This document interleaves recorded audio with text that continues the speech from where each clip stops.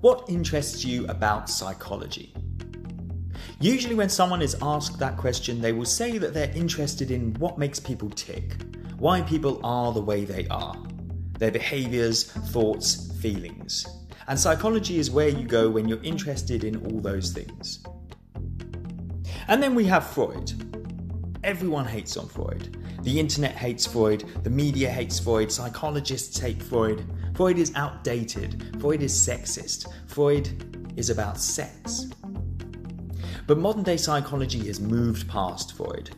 The kind of psychology we're interested in nowadays is scientific, evidence-based. Today's psychology is all about more practical questions, teaching us personal development, emotional intelligence, behavioural change, and developing a growth mindset. Psychology nowadays has progressed. Psychology is progressive. If psychology asks questions about why we think and act the way we do, then here's a Freudian question. What makes you come? Shocking. But at the same time, what could be a more relevant question to ask about human psychology?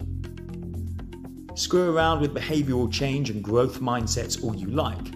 If your theory of human psychology can't explain why we think about certain things rather than others when we come, then what kind of psychology is it? Like it or not, as psychologists we have to have an interest in and a theory of human sexual fantasy.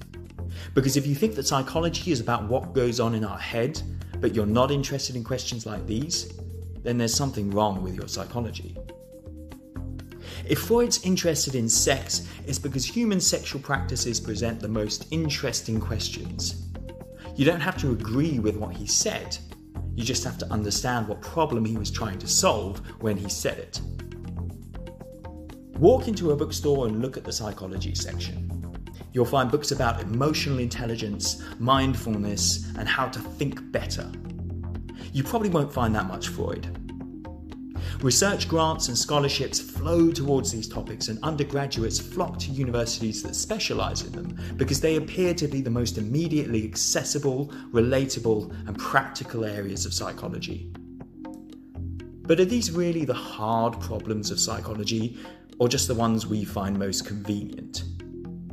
The answers we're offered are the ones that adapt us best to the challenges that we face in the world as it is. The challenges of a market economy, how to be more mindful, how to deal with stress and anxiety under pressure at work, how to be comfortable with ourselves when we don't feel like we know who we are.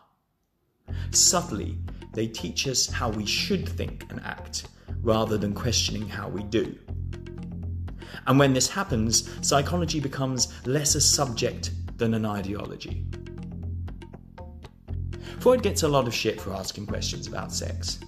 But Freud is interested in the same questions of what makes us tick, why we think the things we think, and what goes on in the human mind.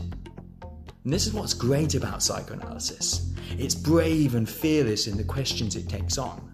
It cuts to the chase and challenges us to think differently about the questions of everyday life. Freud's psychology is the psychology of small things, things that no one thought were a big deal in his day. Slips of the tongue, dreams, jokes, and, let's not forget, people whose problems marginalised and ostracised them from the medical establishment of their day. So, when you next think about why you're interested in psychology, and whatever you think about Freud, think about what you think about when you come.